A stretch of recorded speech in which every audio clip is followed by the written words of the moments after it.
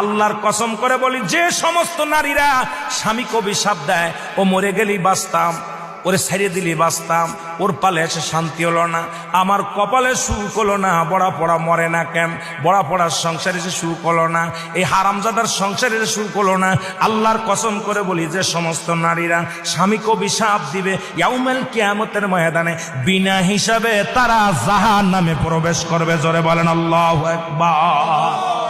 আমার মারা যারা মাইকের আওয়াজ শোনেন, শুনে নেন,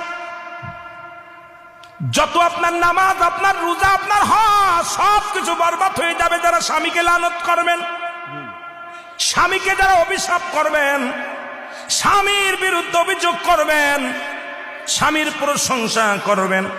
আল্লাহর দরবারে আপনি নেকি পাবেন, আল্লাহর দরবারে নফল বন্দেগী পাবেন। সারা রাত পরে আপনি ইবাদত করেছেন, আর একবার বলেন, আপনার মার কাছে বলেন,